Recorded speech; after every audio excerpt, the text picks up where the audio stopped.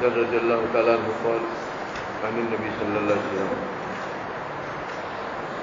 ثلاثة لا يكلمهم الله يوم القيامة ولا ينظر إليهم ولا يزكيهم ولهم عذاب أليم. ثم فقرأ رسول الله صلى الله عليه وسلم 3 مرات. قال أبو ذر خابوا وخسروا من هم يا رسول الله؟ قال المسبل والمنان والمنفق صلأته بالهلك القادم. حضرت نبی پاک صلی اللہ علیہ وسلم نے فرمایا 3 طبقے ایسے ہیں کہ آپ سبحانہ و تعالیٰ ان سے کلام نہیں فرمائیں گے. مرنے کے بعد حق سبحانہ و تعالیٰ کا عالم ملکوت کا مشاہدہ ہوتا ہے.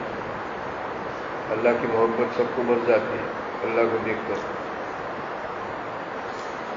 اللہ میاں اس کے ساتھ بات نہ کرے اور سیدھے منہ سے دھیان نہ دے بہت بڑا عذاب. آدمی سمجھے کہ اللہ کلام نہ کرے کوئی عذاب ہے. اب سبحانہ و تعالیٰ سے محبت پیدا ہونے کے بعد اتنا مہربان اور کریم مولا ان کی طرف بالکل توجہ نہ دے رحمت کی، یہ بہت بڑا عذاب. ایک طبقہ وہ ہے، 3 طبقے ایسے ہیں کہ اللہ ان کی ذات کلام بھی نہیں فرمائیں گے قیامت کے دن. اللہ کی طرف سے ہولناکی ہوگی، سب سے زیادہ آپ سبحانہ و تعالیٰ کی رحمت کی ضرورت ہوگی، اللہ کی رحم و کرم کی ضرورت ہوگی. اللہ رب العزت ان کی طرف دیکھیں گے بھی نہیں اور ان کی طرف نظر رحمت نہیں فرمائیں گے. ولا ينظر الیہ، دیکھو نہ کلام فرمائیں گے نہ نظر رحمت فرمائیں گے. ولا یزکیہم، اور اب سبحانہ و تعالیٰ اس کو گناہوں سے پاک نہیں کریں گے، آلودہ رکھیں گے. اللہ کے یہاں جنت میں ہو جائے جو گناہ سے پاک ہو جائے. یہ 3 طبقے ایسے ہیں کہ اللہ کو اتنا غصہ ہوگا ولا یزکیہم، اللہ ان کو گناہوں سے پاک بھی نہیں کریں گے.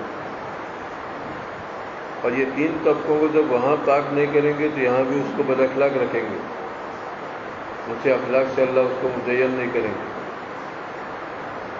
سب سے بڑی نعمت اللہ کی طرف سے حسن اخلاق ہے.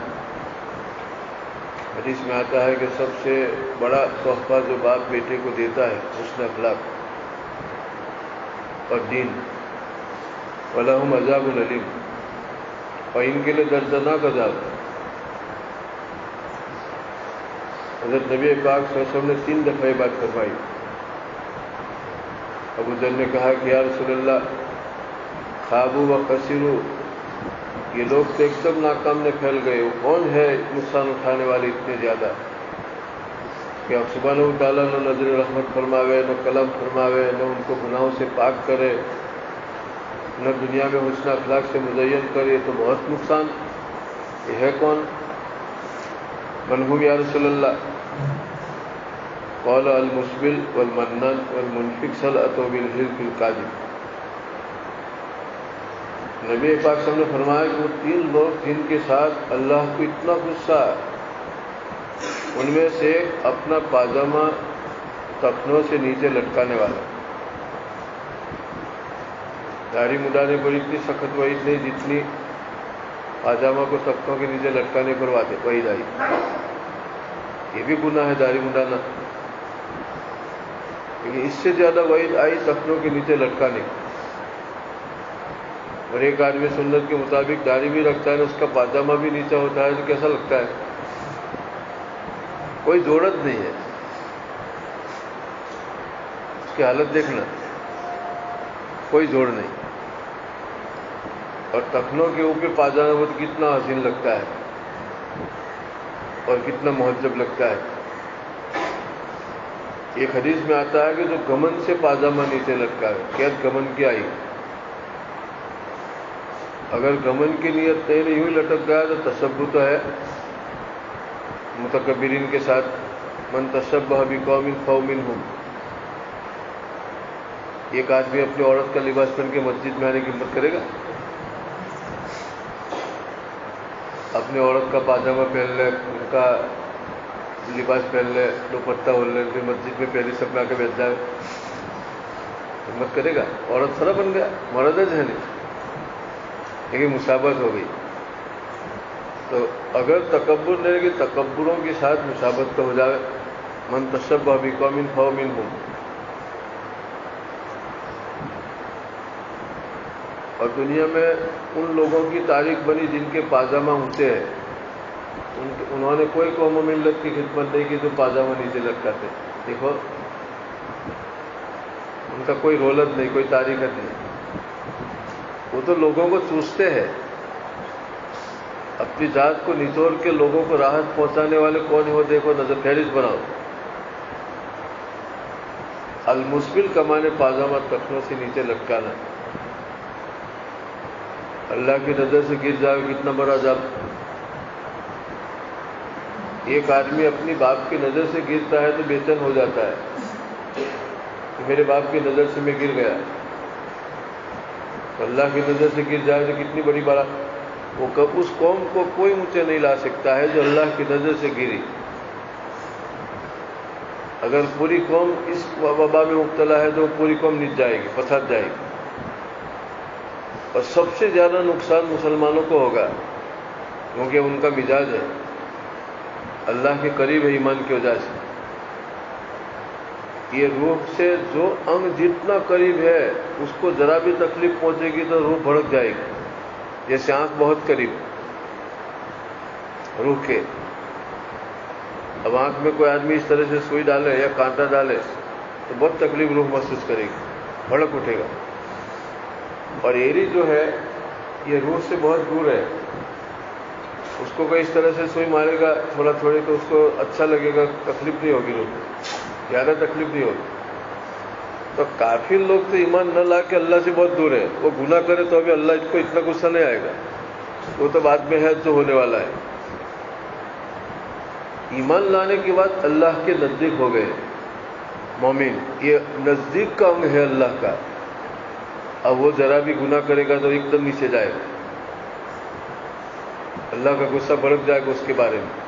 تو غیر قوم بازار نیچے لٹکا ہوئے اتنا سنگین نہیں جتنا مسلمان ایمان لا کے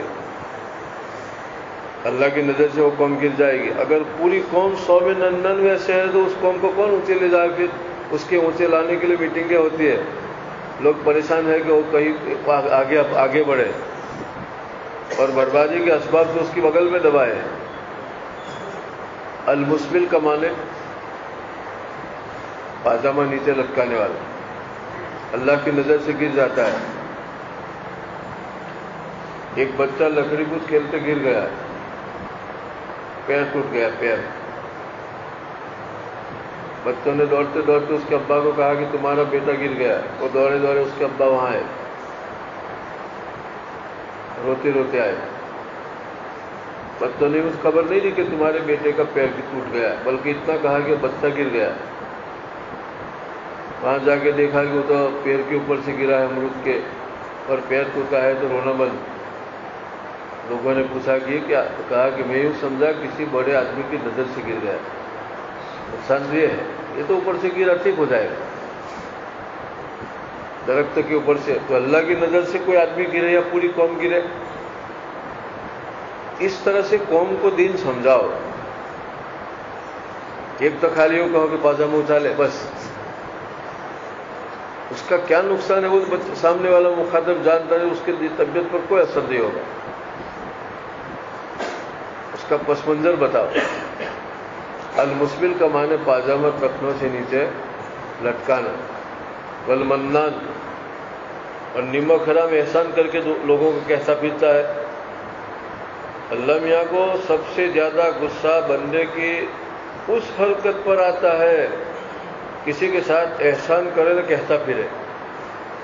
اتنا چھوٹے دل کا آدمی، اللہ کو غیرت آتی ہے کہ اتنا مومن ہو کہ اتنا چھوٹا دل۔ ایک بادشاہ کے دربار میں اس قسم کے لوگ ہو تو بادشاہ کو شرم آئے گی کہ لوگ بولیں گے کہ درباری ایسے، تو اللہ کے لوگ ہو کے ایمان لا کے ایسے اتنے چھوٹے دل کے کہ احسان کر کے کہتے پھرتے ہو۔ نیکی کر کنویں میں ڈال۔ ایک آدمی کچرا پیٹی میں کچرا ڈالے، کنویں میں ڈالے، پھر کسی کو کہتا پھرتا ہے کہ میں نے آج تول بھر کے کچرا کنویں میں ڈالا. جیسے کچرا کنویں میں ڈالنے کے بعد کسی کو کہتا نہیں، کسی بیچارے کا کام نکالنے کے بعد بس بند، منہ بند، نیکی کر کنویں میں ڈال، جیسے کنویں میں ڈال دیا، اس کا تذکرہ ہی نہ ہو. المنان کا معنی صدقے کی جتنی فضیلت آئی، اللہ کے غصے کو اس طرح سے بجھاتی ہے جیسے پانی آگ کو. صدقہ اگر صدقہ اور خیرات کرنے کے بعد کہتا پھرتا ہے کہ میں نے فلاں کو دیا، فلاں کو دیا، فلاں کو دیا، العیاذ باللہ، بائیں ہاتھ کو بھی پتہ نہ چلے کہ دائیں ہاتھ نے کیا کیا، وہ بھی پوچھتا پھرے کہ ہوں کہیں نہ، ان کو پوچھا ہوں ہم کہیں، اس کو پتہ بھی نہ چلے. یہ ہم کتنے صدقات کرتے ہیں. دیکھو بھروچ ضلع میں خربوں روپیہ صدقہ ہوتا ہوگا، لیکن صبح کر کے شام کو دوپہر کو تو کہتے پھریں گے، اس کا اثر نہیں ظاہر ہوتا. اللہ کی نظر سے وہ قوم گرتے ہیں جو صدقہ اور خیرات کر کے کہتی پھرے. وَلَا يُزَكِّهِمْ، اور حق سبحانہ تعالیٰ پھر اس کو اخلاق سے مزین بھی نہیں کریں گے. دیکھو وَلَا يُزَكِّهِمْ، بد اخلاق رہیں گے. یہ کوئی کم بد اخلاقی ہے؟ سب سے بڑی بد اخلاقی ہے کہ احسان کر کے جھٹلاوے. اس سے بڑھ کے کوئی بد اخلاق نہیں. جو لوگ بیچارے تنگ ظرف ہے، کسی مسجد میں دے، کسی مدرسے میں دے، کسی کا کام نکالے تو پھر کہتے پھرے، یہ بد اخلاق سے بد اخلاق ہے. بدترین دھرتی پر بد اخلاق لوگ ہیں، کی طبیعت میں شرافت ہے ہی نہیں. حدیث کہتے ہیں المنان لا ينظر، جب اللہ ان کو نہ دیکھے تو ہم کیسے دیکھیں ان کو؟ اتنی بڑے اللہ ہو گئے کہا کہ میں ان کو دیکھنا بھی پسند نہیں کرتا. منان کو، احسان جتلانے والے کو اللہ یوں کیا ہے، وَلَا يُزَكِّهِمْ، اور میں تو ان سے بات بھی نہیں کروں گا. اللہ یوں کہتا ہے، احسان جتلانے والے سے بات بھی نہیں کروں گا. اس کی سنگینی کو سمجھے. اور قسم کھا کے اپنا سامان بیچے، دکان کھول کے بیٹھا ہے، کوئی بھی گاہک آتا ہے تو جھوٹی قسم کھاتا ہے. خدا کی قسم یہ مشین مجھ کو تو 500 کا مجھے پڑا ہے، لایا ہے 200 روپے کا بنگال انکلیسر سے. خدا کی قسم 500 کا تو مجھے پڑا ہے.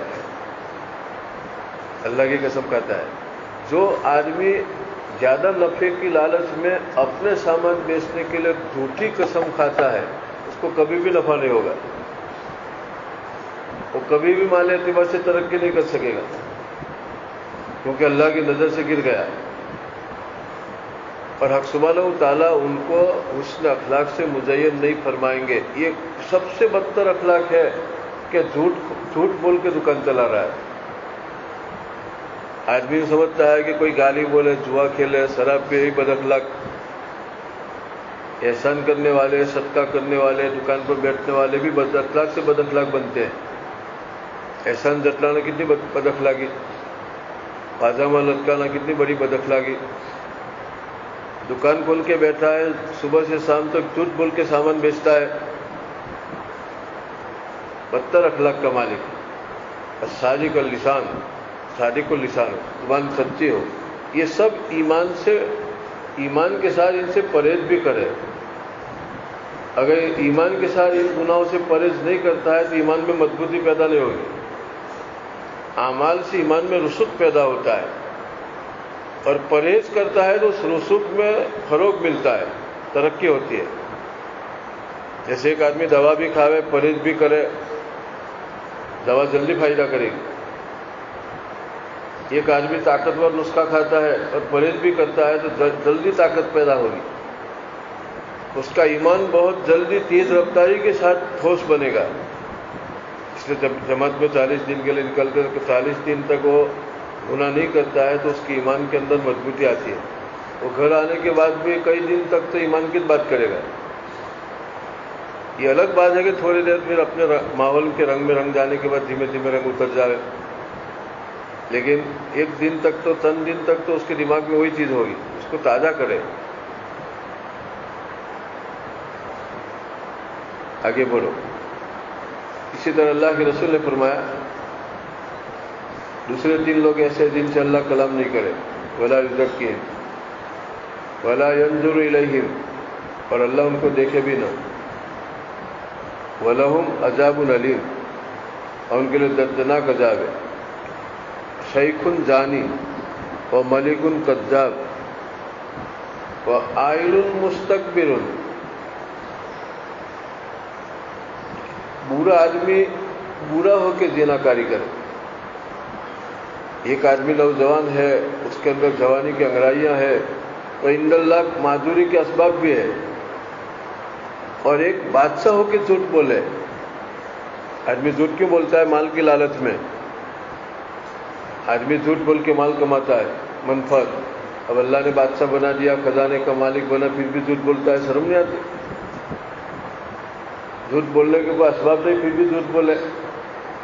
گناہ کرنے کے کچھ اسباب جمع ہونے کے بعد گناہ کرے تو تھوڑا معذور بھی ہے، لیکن کوئی سبب نہیں، یہ خباثت ہے۔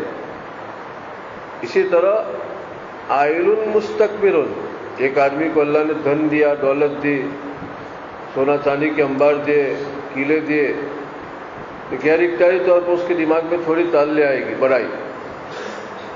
لیکن ایک آدمی چچرے حال ہے، ٹاٹ پر بیٹھا ہے، کنگال ہے اور گمن کرتا ہے، اس کے اللہ کو بہت غصہ آتا ہے۔ اس بنا کے اوپر غصہ آتا ہے کہ کبر کا کوئی سامان نہیں، پھر بھی تکبر کرتا ہے، اندر کے خباثت۔ یہ داخلی چیز ہے، خارجی چیز نہیں۔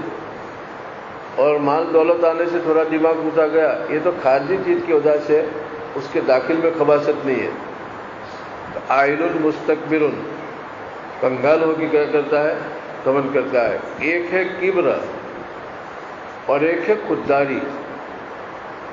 خودداری تو اسلام کے اندر وصف محمود ہے، اچھی صفت ہے، لیکن خودداری کے اندر خود اعتمادی ہوتی ہے، اپنے اوپر اتنا اعتماد ہے، اس کو اپنے اوپر اتنا بھروسہ ہے کہ وہ دوسروں سے منہ نہیں لگاتا، دوسروں سے مطلب نہیں رکھتا، اس کو خودداری کا ہے۔ اور کبر میں تو تحقیر غیر ہوتی ہے۔ کبر میں کیا ہوتا ہے؟ تحقیر غیر، دوسروں کو حقیر سمجھتا ہے۔ خودداری میں دوسروں کو حقیر نہیں سمجھتا ہے۔ خودداری تو اسے کہے کہ ہر ایک کے ساتھ محبت سے رہے، ہنستے رہے، میل ملاپ کرے، ان کی آؤ بھگت کرے، آؤ بیٹھو کہے، ان کے سامنے چائے ناشتہ پیش کرے، لیکن اپنے دل میں ان کی طرف سے کوئی مطلب نہ ہو، مجھے تیری کوئی ضرورت نہیں، ایسے دل کو سمجھا دے، اس کو خودداری کہے۔ مجھے تیری کوئی ضرورت نہیں، الحمدللہ، اس طرح سے اپنے دل کو سمجھا دے، اخلاق سے رہ کر، یہ خودداری ہے۔ اور لوگ عام طور کے اوپر گمن میں مبتلا ہوتے ہیں اور اس کو تعبیر کرتے ہیں خودداری سے۔ یہ شیطان کی بتی ہے، اس کے پاس علم نہیں ہے۔ لگ بھگ لوگ 99% کبر کو خودداری سمجھتے ہیں۔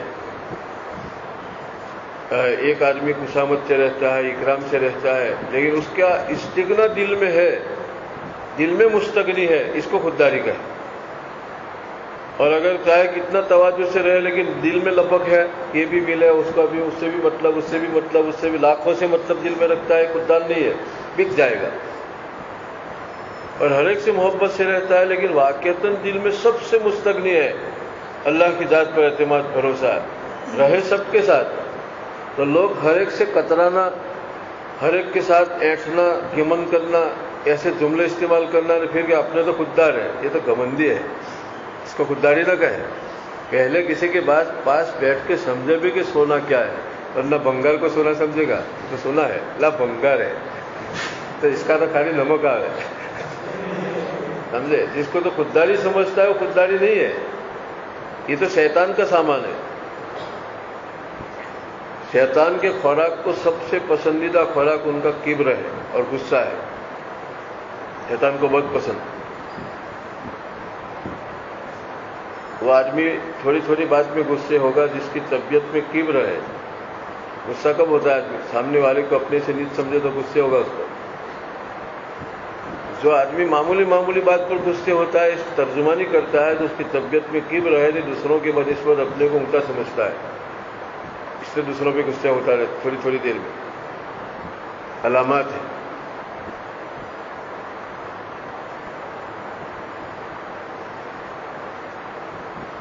جیسے سخاوت ہے اور فضول خرچی ہے، تو فضول خرچی تو شیطان کی صفت ہے، ان المسرفین اخوان الشیاطین، کبھی آدمی فضول خرچی میں مبتلا ہے اپنے آپ کو سخی سمجھتا ہے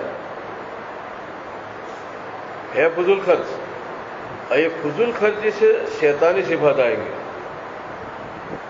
اب فضول خرچی میں انفاق میں اور اسراف میں سرحدیں ملی جلی ہے. آدمی ہے اسراف کرتا ہے سمجھتا ہے انفاق سخاوت. اسی طرح کبر اور استغنا سرحد ملی جلی ہے. یہ کمند ہے، یہ خودداری ہے.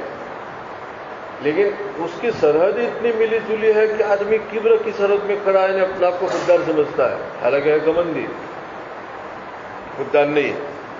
اسی طرح غیرت ایک غیرت آتی ہے.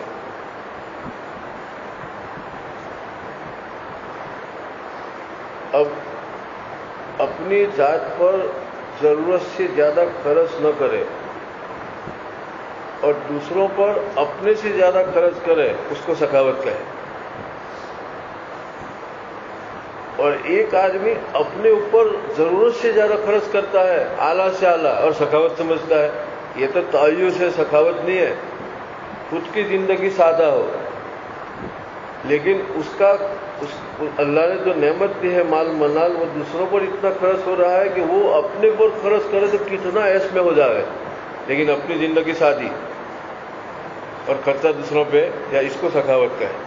سخی قریب من الجنت، سخی آدمی جنت کے قریب، بعید من النار، اور جہنم سے دور. اس کے خود کی زندگی سادی ہو، لیکن اللہ نے اس کو جو دولت دے رکھی ہے وہ دوسروں پہ زیادہ خرچ ہو رہی ہے. لوگ دیکھ رہے ہیں کہ اپنی ذات پر خرچ دے گا، دوسروں پر کتنا، اسی کو سخاوت کا ہے.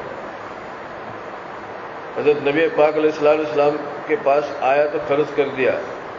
عائشہ صدیقہ رضی اللہ عنہا فرمایا کہ روزہ ہے کچھ تو پہلے سے کہنا تھا، میں تھوڑا رکھ لیتا اپنے لیے.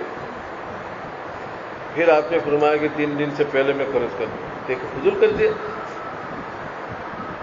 اللہ کے رسول نے فرمایا کہ احد پہاڑ بھی سونے کا ہو تو 3 دن سے پہلے خرچ کر دو. تو کیا فضول کر دی؟ یعنی دوسروں کو دے دو. اور ایک آدمی اپنے اوپر اونچی سے اونچی چیز خرچ کرتا ہے. 50 روپیوں میں آرام سے کسی جگہ پہنچ سکتا ہے سرکاری بس میں، لیکن 2000 روپیہ خرچ کر کے روپ مارنے جاتا ہے، روپ پڑتا ہے. اگر 50 روپیہ خرچ کرے گا تو تھوڑی تکلیف ہوگی، اس کو سرکاری بس میں جانا پڑی، تھوڑی تکلیف ہوئی نہیں. لیکن 1950 بچے، اب وہ چپکے سے کسی کو دے گا. جب اپنے اوپر ضرورت جتنا خرچ کرے تو وہ سخی بن سکتا ہے، دوسروں کو دے سکتا ہے. اور لوگ اس کو سخاوت سمجھتے ہیں. اور کوئی آدمی اس طرح سے نہیں کرتا ہے، کنجوس سمجھتے. کنجوس نہیں ہے، ہاں اپنے آپ پر خرچ کرنے کے ساتھ دوسروں کو بھی کوڑی نہیں دیتا ہے تو کنجوس. لیکن اس کی زندگی کا مطالعہ کرے تو خود تو 50 روپے خرچ کرتا ہے، 50 روپے کی بس میں جاتا ہے اور 2-2 ہزار کسی کو دیتا ہے. یہ فضول خرچی نہیں، یہ حماقت نہیں. مادیت کی نظر والا اس کو بیوقوف سمجھے گا، لیکن شریعت کی نظر میں وہ دانا ہے. یہ سخی آدمی ہے کہ اپنی ذات پر سادگی اور دوسروں کے اوپر خرچ کرنا. اسی طرح کبر اور استغنا سرحد ملی. کبر میں تحقیر غیر، دوسروں کو حقیر سمجھے اپنی نسبت سے کہ میں اچھا ہوں، یہ سب خراب ہے، کمند. اور خودداری کے اندر اپنے کو دوسروں سے نیچا سمجھتے ہوئے اپنے دل میں دوسروں کے بابت کوئی غرض نہ رکھ کے مستغنی، خود اعتمادی، اس کو کیا ہے؟ خودداری کا ہے.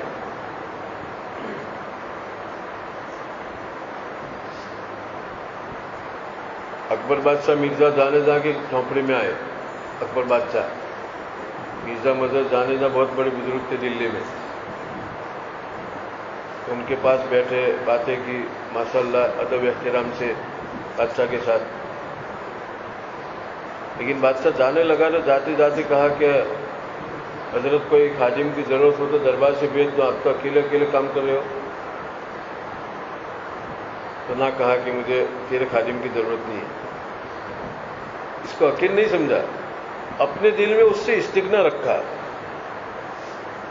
کہ مجھے بادشاہ کی اور بادشاہ کی چیز کی کوئی ضرورت نہیں ہے، لیکن تم آؤ آپ کی آوبگت ہوگی، خیر مقدم ہوگا، استقبال ہوگا۔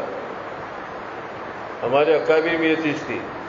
حضرت مدنی رحمۃ اللہ علیہ ہندوستان کی آزادی میں سب سے بڑھ کے حصہ لیا، دیش آزاد ہو گیا۔ دلی پارلیمنٹ سے بہت بڑا وفد حضرت رحمۃ اللہ علیہ کے گھر دیوبند گیا، دروازہ کھولا اور پوچھا کہ کون اور کہاں سے؟ کہا کہ ہم دلی سے آئے سرکاری لوگ اور آپ کو ایوارڈ دینا ہے ہندوستان کی آزادی کا۔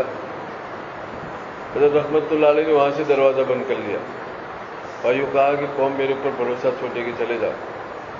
یعنی قوم پھر یوں سمجھے گی کہ یہ تو ایسے بڑے بڑے عہدے لینے کے لیے خدمت کر رہے ہیں، ملک کی اور ملت کی، ملک و ملت کی جو خدمت کرے ایسے عہدے لینے کے لیے، تو قوم میرے اوپر اعتماد چھوڑ دے گی، بھروسہ چھوڑ دے گی، چلے جاؤ۔ اس کو استغنا کہے۔ پیغمبر جب دنیا میں آتے ہیں تو اپنی بات پہنچانے کے بعد استغنا کی اعلیٰ درجے کی چوٹی پر ہوتا ہے۔ قرآن میں ان اجر الا اللہ، قوم کے سامنے بات پیش کرنے کے بعد کہا کہ مجھے تم سے کوئی مطلب نہیں، مجھے تم سے۔ آج علماء کا طبقہ در در بیچارہ ذلیل نے خاص نے ایک دم پسپا ہو گیا ہے۔ اس کے بہت سارے اسباب میں سے قریبی سبب، بنیادی سبب لوگوں سے مطلب اور رکھا ہے، بہت مطلب رکھا ہے اور مطلب میں گٹ گئے۔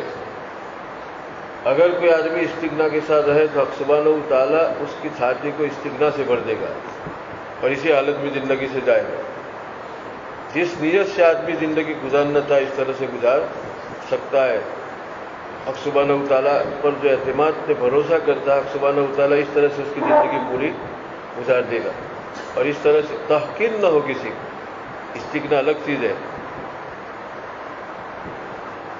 ہمارے اکابر کا اتہاس پڑھو، تاریخ پڑھو، انہوں نے جو اپنی تاریخ بنائی، قوم و ملت پہ اپنے کو لوہا منوایا، ان میں استغنا کٹ کٹ کے تھا۔ سب سے زیادہ استغنا کی شان تھی۔ حضرت سلیمان علیہ السلام کی زندگی قرآن میں بیان کی ہے کہ بلقیس نے امتحان لینا چاہا کہ نبی ہے کہ کوئی ہے۔ حضرت سلیمان علیہ السلام جس وقت نبی بن کے آئے، بلقیس کے نام خط لکھا کہ مسلمان ہو جا۔ رانی تھی اس زمانے میں، بہت بڑی رانی تھی۔ بلقیس نے امتحان لیا کہ نبی ہے کہ کوئی دوسرا ہے، ذرا ابھی پتہ چلے گا، نبی ہوگا کہ نبی نہیں، ابھی پتہ چلا۔ امتحان کے لیے بلقیس نے اپنے دربار میں سے سرکاری وزیروں کا ایک وفد بھیجا اور بڑے بڑے کنچوں کے اندر سونے چاندی کے اور سچے ڈائمنڈ کے دولت لے کے، جواہر پالے لے کے، سرمایہ، بہت بڑی دولت لے کے پہنچا۔ حضرت سلیمان علیہ السلام نے دور سے دیکھا تو سمجھ گئے کہ بلقیس کا وفد ہے، تو ان کا آؤ بھگت کیا، استقبال کیا، لیکن یوں فرمایا کہ یہ کیا لائے تھے، یہ تم واپس کرو، انتم بہدیتکم تفرحون، اس مال پر تم خوش رہو، مجھے کوئی ضرورت نہیں۔ جب یہ سارا وقت اتنے سارے کنچے جواہر پانوں کے سونے کے واپس گئے، بلقیس نے کہا کہ بھئی کیا ہوا؟ انہوں نے منظور نہیں کیا، تو کہا کہ نبی ہے۔ تو بلقیس نے انٹرویو لیا، ان کا جو خط آیا اگر نبی ہے تو پھر مقابلہ نہیں کر سکیں گے، اور نبی نہیں ہے تو مقابلہ کریں گے، ہمارے پاس فوج ہے، لیکن پہلے میں پریکشا لوں کہ نبی ہے کہ غیر نبی ہے۔ تو پیغمبر جب دنیا میں آتا ہے تو سب سے اعلیٰ درجے کی استغنائی شان لے کے آتا ہے، شان استغنا کے ساتھ۔ اللہ کے رسول السلام کو دیکھو، مکہ کے بڑے بڑے سرداروں نے یوں کہا، اے محمد اگر آپ چاہو تو مکہ کے سردار بنا دے، اگر آپ چاہو تو تم کو اونچے سے اونچے سردار کی لڑکی نکاح میں دے، اور اگر تم چاہو تو سونے چاندی کے بنگلے بنا دے۔ آپ علیہ السلام نے کیا فرمایا جواب میں؟ ایک ہاتھ کے اوپر سے سورج ٹوٹ کے آئے اور دوسرے ہاتھ میں چاند ٹوٹ کے آئے، میری طبیعت پر کوئی اثر نہیں ہوگا، میں منظور رکھنے والا نہیں۔ یعنی سورج اتر کے آئے کہ چاند اتر کے آئے، سونا دے کے چاندی دے کے تلوار دکھاوے، یہ اللہ کے رسول کا استغنا تھا۔ تو مختصر مدت کے اندر پوری دنیا میں اسلام پھیلا۔ دیکھو اس لیے جماعت والوں نے ایک اصول نکالا کہ جماعت میں جاؤ تو دوسروں کے جیب پہ نظر نہ ہو، اپنے جیب پر بھی نظر نہ ہو، اللہ پر نظر ہو، گیپ پر نظر ہو، جیب پر نہ ہو، گیپ پر ایک اصول یہ دیا۔ گش میں جاؤ اور کسی گھر کے سامنے کھڑے رہو تو گھر کے اندر جو فرنیچر کی کرسیاں رکھے ہیں، صوفے رکھے، اس کو بھی مت دیکھو، نیچی نظر سے اللہ کا ذکر کرو۔ استغنا کا پاٹ سکھایا تو جا کے تمہاری بات کا اثر ہوگا۔ آج اہل علم کی باتوں کا اثر نہیں، بیچارے دس دس بھٹکتے پھرتے ہیں۔ اس کا بہت سارے اسباب میں بنیادی سبب یہ ہے کہ عوام کو انہوں نے اس طرح سے اپنی ذات کو پیش کیا کہ عوام کے دماغ میں آ گیا کہ ان کو ہماری بہت ضرورت ہے، ان کو ہماری بہت ضرورت ہے۔ اور اگر اس طرح سے نہ رہتے، اپنے علم کی غیرت پر رہتے، ان کا ادب کرتے، احترام کرتے، لیکن شان استغنا سے رہتے، تو دیکھو پھر تمہاری کیا عزت ہے۔ پیچھے پیچھے پھرتے، جن کو تمہارے پیچھے پھرنا چاہے اس کے پیچھے تم پھرو، جو تمہارے پیچھے چلے، قائد کے پیچھے چلے، مقتدا کے پیچھے مقتدی چلے۔ یہ تو مقتدی آگے نہیں، امام پیچھے، اللہ اکبر۔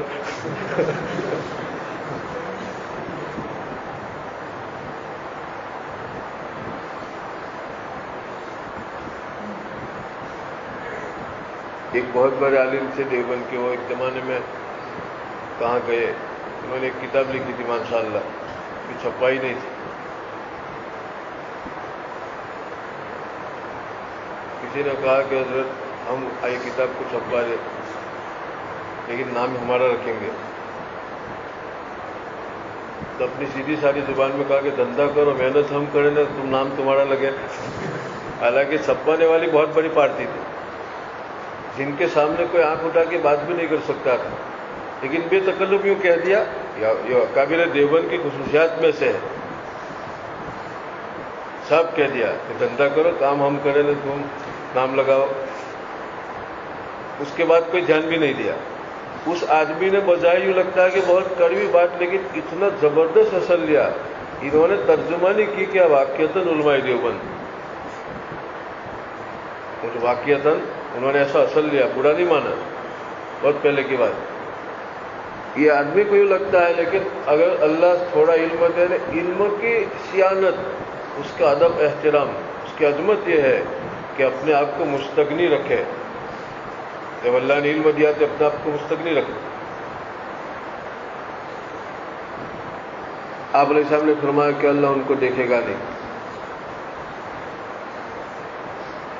اچھا آگے پر حدثنا ابو بكر بن ابي شيبه وبالسند المتصل عن ابي هريره رضي الله عنه وهذا حديث ابي بكر قال قال رسول الله صلى الله عليه وسلم ثلاث لا يكلمهم الله يوم القيامه ولا ينظر اليهم ولا يزكيهم ولهم عذاب اليم، رجل على فضل ماء من فلا يمنعه بابن السبيل، ورجل بالغ رجلا بسلعه بعد العصي فحلق له بالله فاخذها بكذا وكذا فصدقه وهو على غير ذلك، ورجل بايع اماما لا يبايعه الا لدنيا فان اعطاه منها وفاه وان لم يعطيه منها لم يفيه۔ وحدثني زهير بن حرب۔ اس میں اللہ کے رسول صلی اللہ علیہ وسلم نے فرمایا دوسرے تین آدمی وہ ہے جن سے اللہ بات نہیں کرے گا، ولا یزکیہم، اور ان کے لیے دردناک عذاب۔ ایک آدمی جنگل میں رہتا ہے اور ان کے پاس ضرورت سے زیادہ پانی ہے۔ اب کوئی بیچارہ جانور چراتے چراتے وہاں پانی پلانے آوے تو اس کو روک دیتا ہے کہ یہاں پانی نہیں پلانے کا۔ اس کی طبیعت میں کتنا بخلا ہے کہ پانی تو اللہ نے پیدا کیا نہیں، اتنا سارا پانی ہے۔ اب جانور کو پانی پلانے سے اس لیے روکتا ہے کہ وہاں جو کھجرو گھاس ہے یہ مباح الاصل ہے۔ مباح الاصل کا مطلب یہ ہے کہ جس کا ہاتھ پڑے اس کا ہے۔ یہ کھجرو گھاس چاہے کھیت میرا ہے، لیکن اپنے طور پر کنارے کنارے گھاس اگے تو کوئی بھی لے سکتا ہے، اس کو مباح الاصل کا ہے۔ ایک تو محنت کر کے بوئے اور ایک اپنے طور پر اللہ اگاوے، اس کو کھجرو گھاس کا مباح الاصل ہے۔ اور مباح الاصل کا مطلب جو قبضہ کر لے اس کا ہے۔ ایک آدمی کی حویلی کے اوپر کبوتر بیٹھا ہے، یہ کبوتر کا مالک حویلی کا مالک کبوتر کا مالک ہو جائے گا؟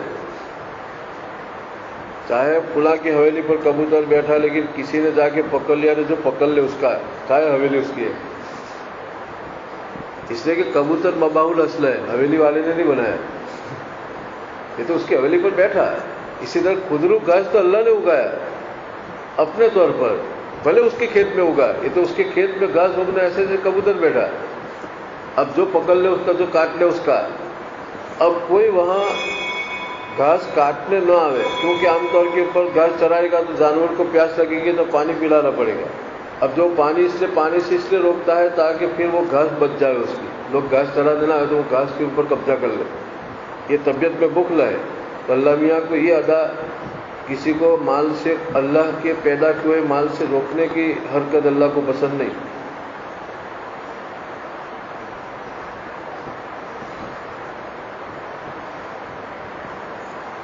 اور ایک وہ آدمی جو جھوٹ اثر کے بعد قسم کھاتا ہے، جھوٹی اثر کے بعد عام طور پر مارکیٹ زیادہ چلتی ہے، اس لیے اثر کا لفظ لائے، اور جھوٹی قسم کھا کے مال بیچتا ہے۔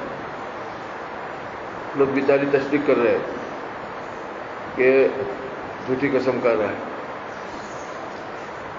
اور ایک تیسرا آدمی کسی امام سے بیعت کرے لیکن کوئی مطلب کے لیے بیعت کرتا ہے۔ کوئی آدمی آج کے زمانے میں کسی شیخ سے بیعت کرتا ہے، اجازت لیتا ہے تاکہ دکان کھول کے بیٹھے، سمجھے؟ یہ دکانیں کھول کے بیٹھنے کی نیت نہ رکھتے ہیں۔ عام طور پر لوگ کسی شیخ سے اس لیے بیعت کرتے ہیں کہ لوگ یوں سمجھو کہ کتنے بڑے شیخ سے بیعت، ماشاء اللہ، اور شیخ صاحب نے تو پھر اس کو اجازت بھی دے دی بیعت کرنے کی، خلیفہ بن گیا، اب یہ بھی دکان کھول کے بیٹھا ہے۔ یہ کتنے پاپن بیلنے پڑتے تب جا کے آدمی مرشد بنتا ہے، کسی کی اصلاح کر سکتا ہے۔ ایک دفعہ ہاتھ ملا دیا نے، شیخ نے دیکھ لیا نے، 2-3 تسبیح دے دی، پڑھ لی، پھر توڑا کہ جاؤ خانقاہ کھول کے بیٹھو، یہ دکان کھول کے بیٹھے۔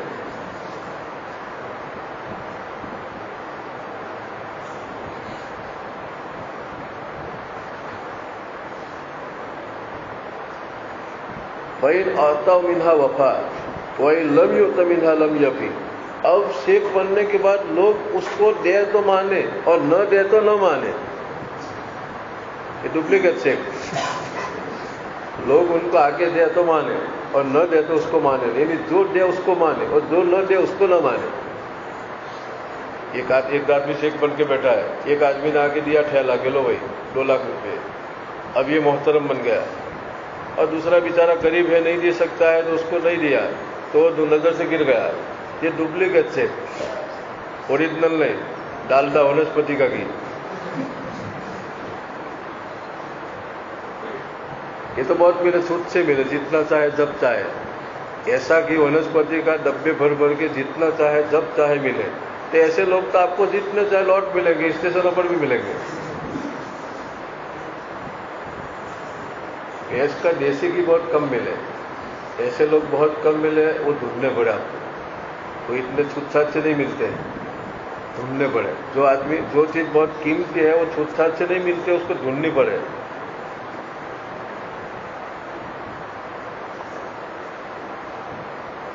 گھنٹی ہو گئی۔